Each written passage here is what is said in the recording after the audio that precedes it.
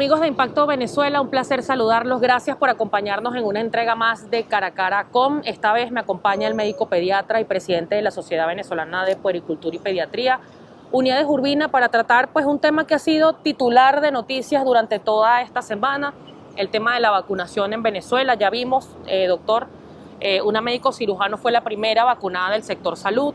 Hay mucha expectativa. Hasta el viernes a mediodía algunos representantes del sector salud, enfermeras, camareras de varios hospitales de Caracas no habían sido notificados si iban a ser vacunados o no. ¿Cuál es la expectativa que tienen ustedes? Y la pregunta que se está haciendo todo el mundo, ¿nos ponemos la vacuna rusa o no? Sí, ciertamente. Ya la noticia que tantas veces dicha, pero ya se empezó a materializar, de que llegaron las primeras 100.000 dosis a Venezuela, eso es bueno, pero hay que manejarlo con cautela para no crear falsas expectativas. ¿Por qué te digo esto? Porque 100.000 dosis, que suenan muchísimo, somos 28 millones de habitantes, o algunos dicen que son 32 millones de habitantes. 100.000 dosis, que serían 2 dosis por persona, equivalen a 50.000 personas. Eso es el 0,17% de la población. Y para poder decir que vamos a tener una vacunación efectiva, que vamos a poder controlar la epidemia, hay que vacunar al 70% de la población. No estamos aspirando que todos esos 30 millones de vacunas lleguen el mismo día, pero hay que ser cauteloso, porque eso crea falsa sensación de seguridad en la gente. Porque tú oyes 100.000 y te suena mucho, pero como te digo, entre 28 millones de habitantes se vuelve salir agua. Y la otra parte es que lo que tú bien dijiste, a la fecha no se sabe a quiénes, a cómo, ni cuándo van a vacunar. Hay una foto por ahí circulando de la primera, como tú dices, la primera persona que se vacunó, pero ya tendría que saberse a nivel nacional a quién van a vacunar. La Academia Nacional de Medicina, a la cual represento, profesor secretario, estamos a la orden y tenemos los planes hechos, cuestión de que nos digan qué tienen ustedes, aquí está, pero a la fecha no nos han llamado. ¿Qué tiene que pasar para que eso ocurra? Porque pareciera que hace unos días hablaba Delcy Rodríguez y decía, entre otras cosas, que nadie podía con Venezuela, que el modelo de Venezuela para prevenir el COVID era perfecto, y muchos especialistas han dicho que está muy lejos de serlo. Y le pongo un ejemplo. La semana pasada conversé con el médico internista Gustavo Villasmil y él decía, entre otras cosas, que no hay refrigeradores para mantener la cadena de frío de estas vacunas. Entonces, ¿cómo evitar que se politice un tema que es tan importante de un virus que, más allá que no tenga la cifra de mortalidad que se vio en otros países, en Venezuela es mortal? Sí, señor, le ha quitado la vida a mucha gente, sí. Igual. Aunque aquí apenas viene siendo la mortalidad un 0,2% de los 120 y pico mil pacientes que se han contaminado con coronavirus, la forma de no politizarlo es tener un gobierno responsable, un ministerio de salud pública, de salud que sea serio, que realmente no politice. Porque si tú me dices, de las 100.000 vacunas que llegaron, yo voy a vacunar a médicos, pero no es médico, es al personal de salud de primera línea, están enfermeras, bioanalistas, camilleros, porque esa gente se enfrenta con los pacientes que llegan al hospital. Y entonces no me vas a decir que vas a vacunar a un partido de gobierno o a los diputados pueden trabajar por internet, el personal de salud. Entonces, cuando ya el mismo Estado politiza, ellos son los únicos que tienen la posibilidad de no politizar la salud en Venezuela. ¿Y han tenido algún tipo de contacto con alguien del ministerio? No, realmente no. En esta parte de la pandemia ya llevamos 6 boletines en lo que va de mes de febrero, poniéndonos a la orden. Poco hacemos boletines públicos porque las comunicaciones que intentamos hacer con el Ministerio Popular de la Salud para decirle que por ley de la República, la Academia Nacional de Medicina, somos asesores en materia de salud del gobierno, pero como no tenemos un interlocutor válido, tenemos que hacerlo a manera de boletines públicos, pues. Y realmente para esta pandemia no hemos tenido contacto a pesar que nos hemos puesto a la orden, no hemos tenido contacto con la gente del Ministerio Popular para la Salud. Doctor, va a ser muy difícil cumplir con ese 70% de la población vacunada para prevenir el COVID-19 si Venezuela no logra entrar al COVAX. Totalmente, porque hay 2 mecanismos por lo menos conocidos. Uno es el Fondo Rotatorio de las Naciones Unidas, a quien le debemos 11 millones de dólares, que para mí 11 millones en un país petrolero es como una propina. Entonces por ahí no se reciben ni siquiera las vacunas del programa ampliado de inmunizaciones comunes, difteria, sarampión, todo eso.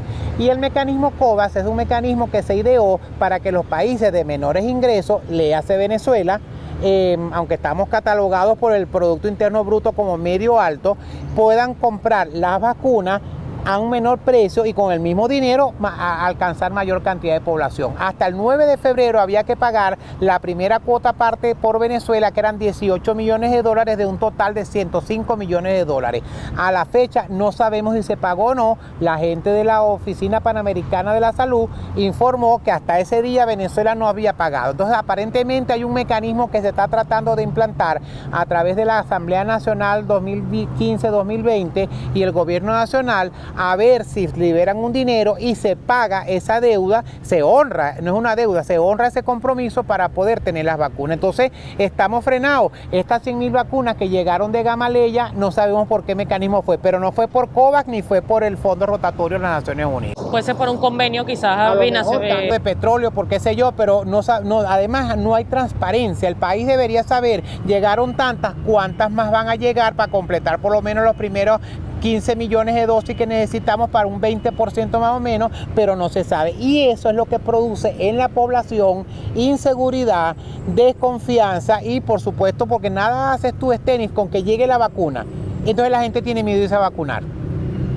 Porque entonces, como no son claros, como no nos dan la información clara, tú me preguntas a mí, ahora sí sabemos que la vacuna está rusa y ya por lo menos publicaron en Lancet, que es la revista científica más prestigiosa del mundo. Aparentemente la empresa de drogas y medicamentos de la Unión Europea la va a aprobar, pero ahora sí podemos decir si eso tiene certeza, pero antes no sabíamos nada de la vacuna. ¿Qué significa para un país, doctor, este oscurantismo en materia de salud? Y esto se lo pregunto porque, y es una percepción personal, quizás rayo en lo incómoda con este comentario, pero si tú como presidente, como jefe de un gobierno de un país como Venezuela, ocultas cifras, o por lo menos no das las que realmente son, tanto de mortalidad como de contagiados, la gente pareciera que lo está viendo de esta manera, ¿no? Ese virus pareciera no ser tan fuerte, y lo vimos en un ejemplo reciente, carnaval, las playas abarrotadas, las plazas abarrotadas, la gente de rumba.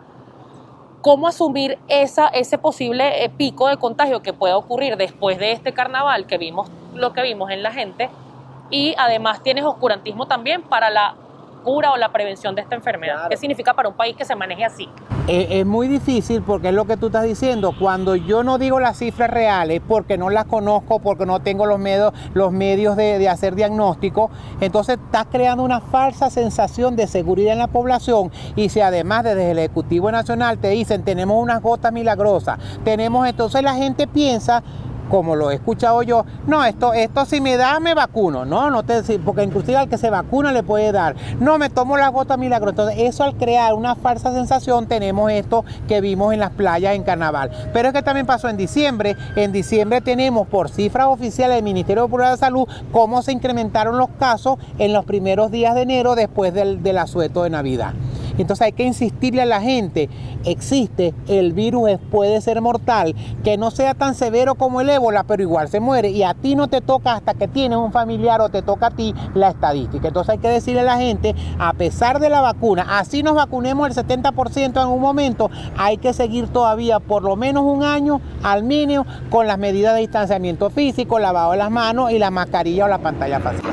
¿Ha sido una medida eficiente de cierta manera este esquema de flexibilización? No, el 7x7 no, porque si tú tienes 7 días de trabajo y el domingo de ese último día de la semana tú te contaminas, pasan 7 días en tu casa, pero en el momento que estás todavía, que son 10 a 14 días que tú estás botando virus, tú vas a salir a trabajar la semana siguiente. Entonces, no funciona el 7x7, en todo caso 14x14, que fue como se hizo en Israel, porque son los tiempos que más o menos se sabe que el virus está circulando y tú lo estás botando. Entonces, en 7 días todavía te quedan 3 para seguir expulsando virus y ya empezaste a trabajar. Entonces, no tiene sentido. Ya se materializó el tema de la vacuna.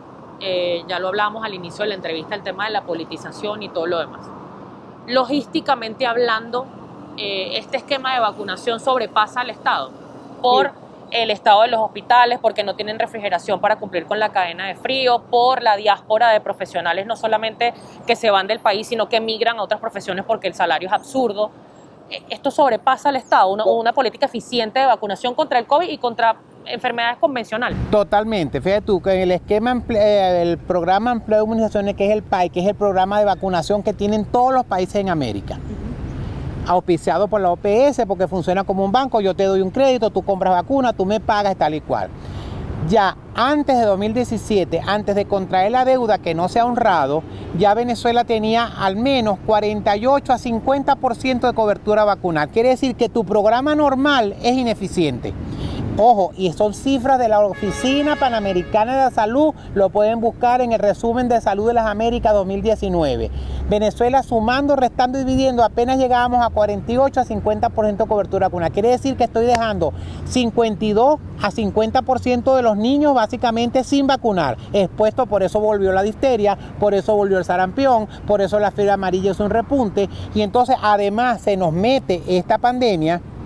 Quiere decir que necesitamos gente, necesitamos dinero, necesitamos vacunas, y tan importante como tener la vacuna, lo que tú decías, que no solamente en Caracas cuando llegue a los almacenes del Ministerio Popular, sino que hay que tener camiones Cava refrigerados que vayan de Caracas al interior, y cuando lleguen a Tucuciapón de Cochino Triste que haya una planta eléctrica, porque si no las vacunas se van a perder. El Hospital de Niños de Caracas, JM Los Ríos, centro de referencia nacional, con los apagones que hubo 2017-2018, se perdieron miles de medicamentos, entre otros las vacunas. Entonces no puede ser que se haga el esfuerzo de conseguir las vacunas y entonces las cavas y las refrigeradoras a nivel local no estén funcionando.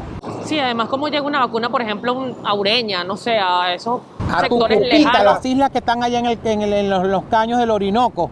O sea, hay que pensar en todo eso, y afortunadamente con estas conversaciones que están habiendo entre la Asamblea Nacional 2015-2020 y el Gobierno Nacional, están pensando afortunadamente en que hay que reforzar la cadena de frío, porque si no vas a tirar las perlas a los cochinos. Y ojalá eso se pueda cumplir. Ojalá se pueda cumplir. Y quien lo sea sin sacar el rédito político. Lo importante es que la población venezolana tenga las vacunas y tenga la salud que nos merecemos como pueblo soberano que somos. Eso es así, doctor. Cierro con esta. ¿Qué pasa si una vacuna, que hay muchas dudas también en la población, pierde la cadena de frío y es administrada igual? Se daña y es como si te pusieran agua, no te va a matar, pero se supone que el componente que debe estar entre -8, -10, algunos -70, al no tener la congelación, es como tú te dejas un pescado fuera. El pescado si te contamina, pero la vacuna lo que hace es perder efectividad. Yo te la puse, pero no te protegió. ¿Y cómo se sabe eso? Que no se va a hacer.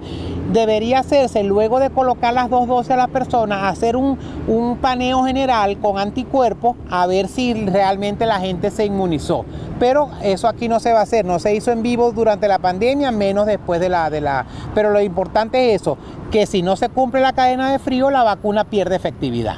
Y estamos abogando también desde la Academia Nacional de Medicina que haya un abanico de vacunas, que tú, Estenis Olivares, diga: yo me quiero poner Gamaleya, o me quiero poner AstraZeneca, o me quiero poner Oxford, que no nos intuben en un solo, porque además no hay vacuna para 7.000 millones de habitantes en el mundo. Entonces, mientras varias vacunas tú tengas, se acabó esta, tienes esta como opción para no perder el chance de vacunar a las personas. Doctor, su llamado a la gente para que continúe, por favor, realizando sus medidas de prevención en un país donde más cuesta mucho, porque hay muchísimos sectores que ni siquiera agua pueden tener para cumplir con una básica, que es lavarse las manos. Exactamente, el llamado es a las personas que realmente el virus existe. Esto no es invento de ningunos gobiernos, ni chino, ni europeo, ni nada. El virus puede llegar a ser mortal. Esperamos que usted no sea parte de esa estadística, pero para evitarlo tiene que mantener distanciamiento físico, no social, porque usted se puede comunicar con la gente por WhatsApp, por lo que sea. Lavado de manos es imprescindible, y mantener tapaboca, y en este caso yo tengo pantalla porque no estamos protegiendo. Esa es la única forma, y aún así lo vacunen, usted tiene que mantener el resto de todas estas medidas hasta que el 70% de la población nacional y mundial esté vacunada. Ojalá que pase rápido. Doctor, le agradezco mucho que nos haya acompañado. Estábamos conversando con el doctor Uniades Urbina, presidente de la Sociedad Venezolana de Puericultura y Pediatría, quien muy amablemente nos acompañó en este cara a cara. Ya saben, mis redes sociales @Stenings en Twitter y en Instagram, las de la casa @ImpactoPE. Nos vemos el próximo domingo.